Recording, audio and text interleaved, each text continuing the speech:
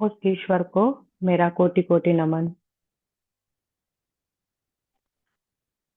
हम सब में ईश्वर है, परमात्मा का निवास है, सब जानते हैं। लेकिन कैसे मिले ईश्वर से? ऐसा कौन सा तरीका अपनाएं कि हम ईश्वर से या ईश्वर का अनुभव प्राप्त कर सके, ईश्वर से मिल सके, ईश्वर का उस अलौकिक रूप का हम दर्शन प्राप्त कर सके। ऐसा कौन सा तरीका अपनाएं जिससे हम ईश्वर को प्राप्त कर सके? तो आज के विषय का हम या स्वाध्याय का विषय ही रखते हैं कि ईश्वर से कैसे मिलें। ईश्वर से, उस प्रभु से, उस परमात्मा से, उस परम सत्य से मिलने के लिए कुछ ऐसे सूत्र हैं जिससे हम अपनाएं, और उसको अपनाने से हम ईश्वर का अनुभव बहुत आसानी से कर सकते हैं। कैसे? सबसे पहले, जो भी आपके गुरु हैं या आपके इष्ट हैं या आप जिनको अपना आदर्श मानते हैं और उनको जिनको अपना आदर्श मानते हैं, उनके बारे में आप सुनिए, श्रवण कीजिए। बहुत, यानी कि आप जितना अपने ईश्वर के बारे में, इष्ट के बारे में, अपने आदर्श या अपने गुरु के बारे में आप उनका सुनेंगे, उनके चरित्र का, उनके व्यक्तित्व को जब आप सुनेंगे, श्रवण करेंगे, तो आपके मन में ईश्वर या हम जिसके बारे में सुन रहे हैं उसके प्रति प्रेम जागृत होगा। तो श्रवण करने से ही ईश्वर के प्रति प्रेम जागृत होता है। अब हम श्रवण क्या करें, क्या सुने उनके प्रति?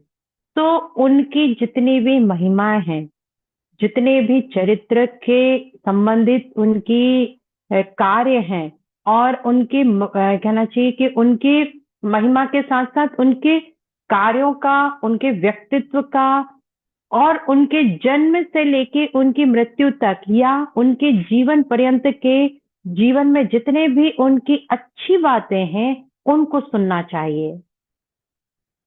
क्यों सुनना चाहिए? क्योंकि एक बार जब प्रहलाद जी ने अपने पिता हिरण्याक्ष के पास गए थे, तो हिरण्याकश्यप ने उनसे प्रहलाद से पूछा कि बेटा, तुमने आश्रम में रह के, गुरुकुल में रहकर क्या सीखा? तो उसने, प्रहलाद जी ने बताया कि पिताजी, मैंने तो भगवान के से मिलने का रास्ता सुना, देखा और समझा। तो बोले, भगवान से मिलने का कैसा रास्ता है? तब प्रहलाद जी ने जिस सूत्रों को बताया था, वही सूत्र आज हम भी अपनाने का प्रयत्न कर रहे हैं। तो उन्होंने सबसे पहला सूत्र प्रहलाद जी ने बताया था कि श्रवण करना चाहिए। हमें अपने भगवान के बारे में हम जितना सुनेंगे, उनकी कथाओं को जितना सुनेंगे, उनकी लीलाओं को जितना सुनेंगे, उनके चरित्र को हम जितना सुनेंगे, उससे क्या होगा? हमारे मन में उस प्रभु के प्रति प्रेम जागृत होगा। होता है ना, जब हम भी किसी के बारे में सुनते हैं, हम अपने आसपास या अपने रिश्तेदार या हम जिसको नहीं जानते हैं बिल्कुल, लेकिन आपसे कोई उसके बारे में बताता है और रोज प्रतिदिन उसके बारे में कुछ सुनाता है, तो आपके मन में भी उससे मिलने की इच्छा जागृत हो जाती है कि यार, एक बार तो उससे मिला जाए कि वह कौन व्यक्ति है, कैसा है, मैं भी तो देखूं।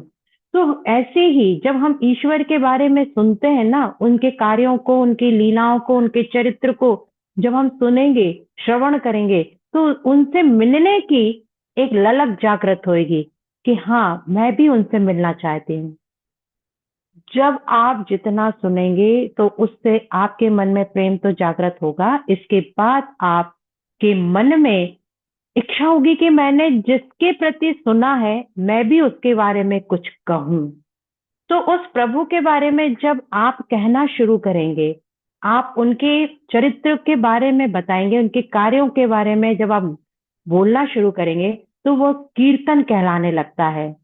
जितना हम ईश्वर के बारे में कुछ कहते हैं, कुछ गाकर बोलते हैं, कुछ बोलकर बोलते हैं, कुछ मन मन में उनका जब हम चिंतन करते रहते हैं तो वह उनके प्रति कीर्तन हो जाता है।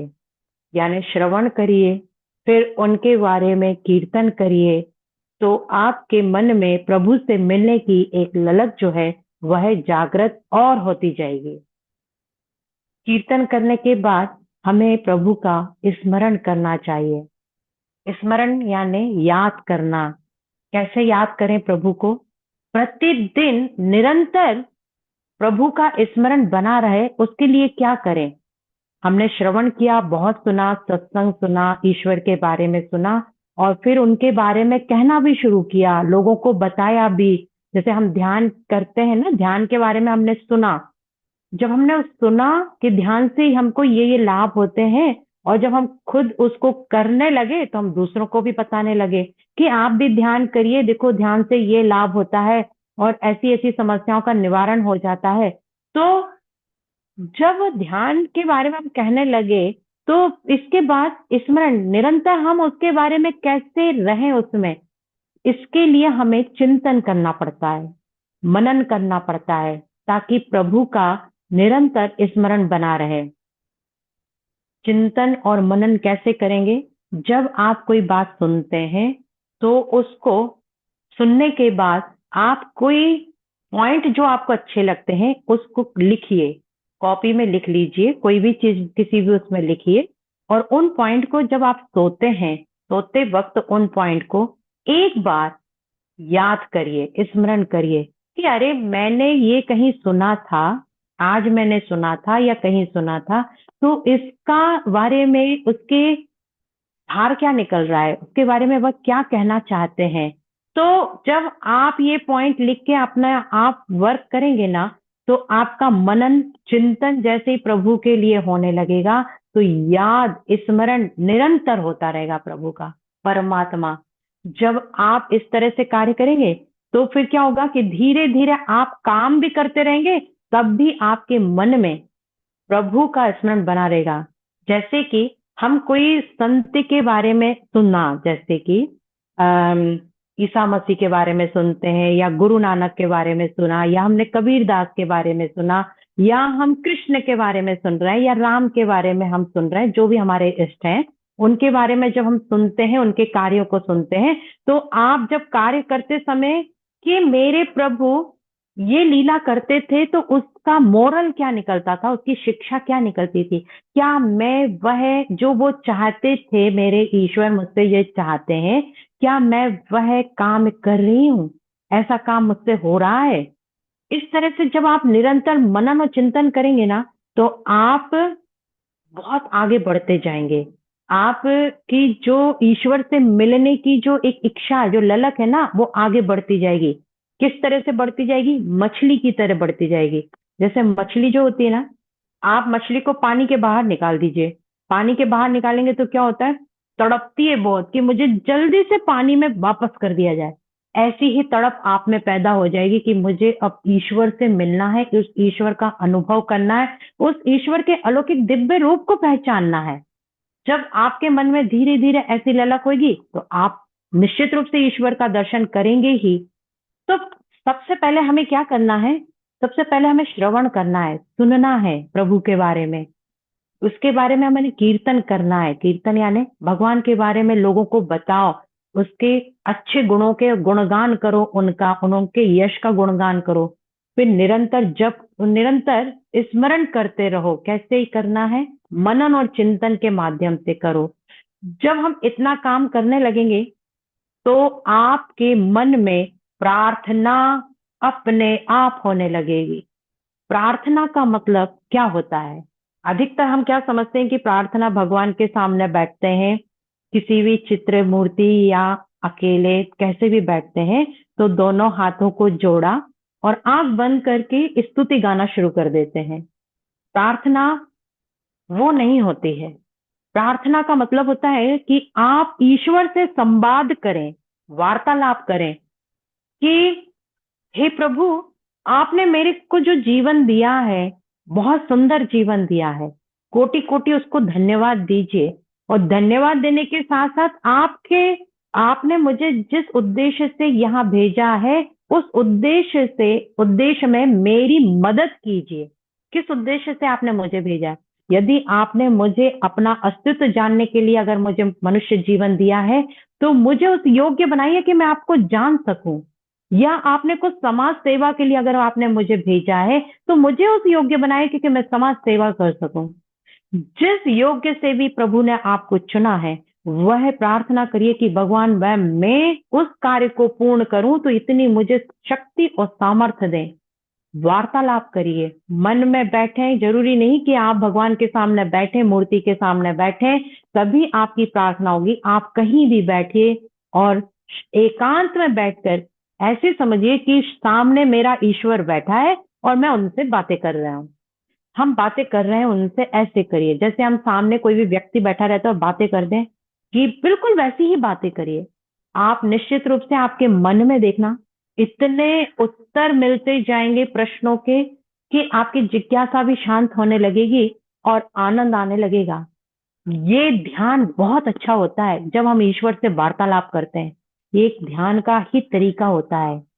तो जब आप है ना सुना आपने, फिर उसका कीर्तन किया, आपने स्मरण किया, आपने प्रार्थना करी, प्रार्थना करने के बाद अब आप में और ललक ऐसी पैदा होगी कि मुझे इस भव से पार होना है, यानी इस नश्वर संसार की मोह माया में अब नहीं रहना है।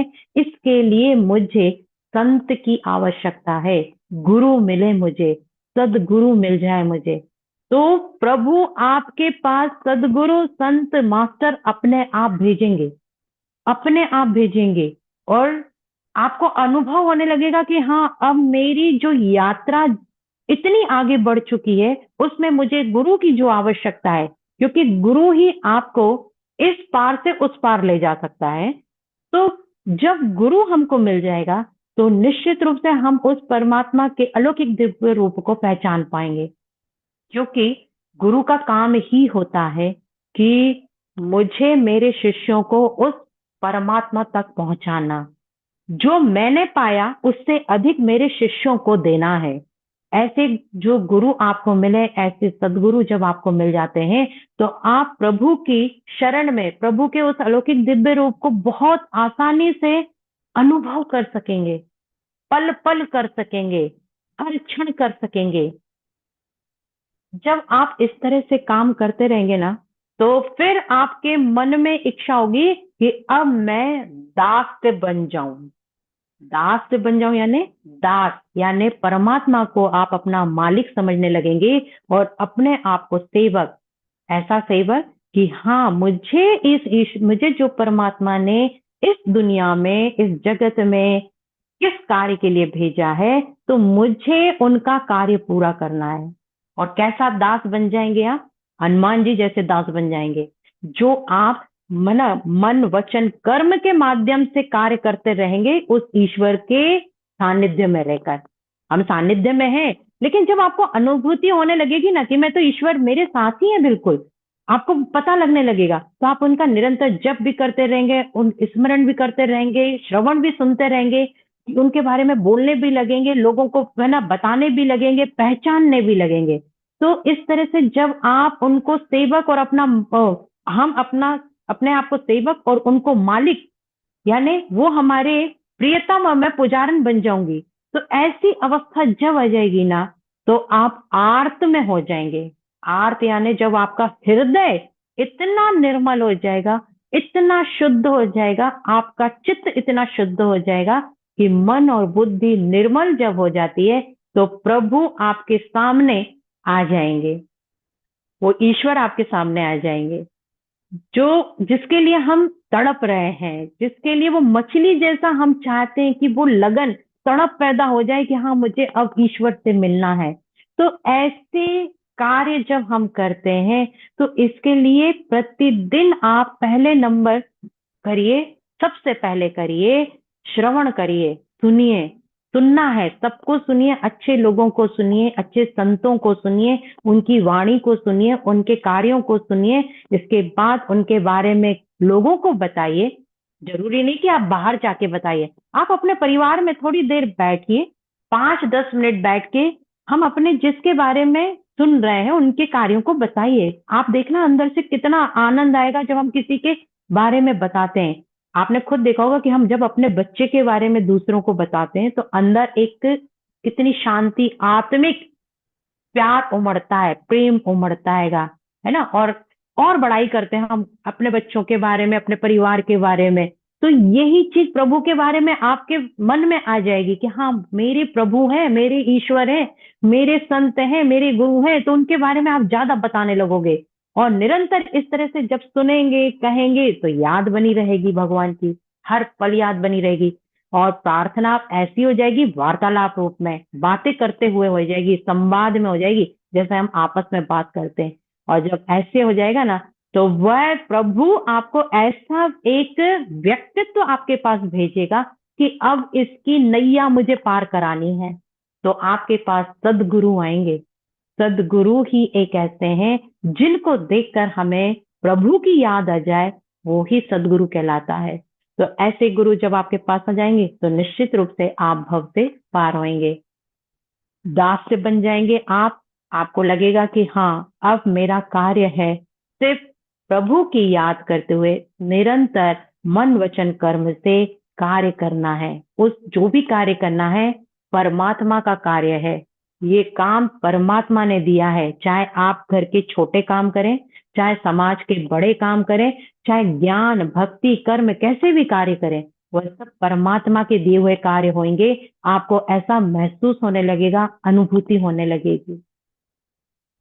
इसके बाद आप पूर्ण रूप से आत्म निवेदन हो जाएंगे। आत्म निवेदन यानी पूर्ण रूप से समर्पित हो जाएंगे भगवान के प्रति कि अच्छा है तो तेरा है, बुरा है तो तेरा है, जो कर रहा है तो अच्छा कर रहा है, जो नहीं कर रहा तो उसमें भी मंगल है। यानी अच्छे और बुरे में उस प्रभु का ही प्रभु ने हमारे मंगल के लिए ये कार्य किया है। ये आप में जब उत्पन्न, हम बोलते जरूर है ऐसा, लेकिन अंदर से जब ये आ जाएगा ना कि हाँ, प्रभु जो हो रहा है सब अच्छा हो रहा है, लेकिन अंदर से आना चाहिए, आत्मिक रूप से वो चीज आ जाना चाहिए कि जो किया प्रभु ने सब अच्छा किया। अच्छा हो रहा है तो अच्छा, बुरा हो रहा है तो भी अच्छा।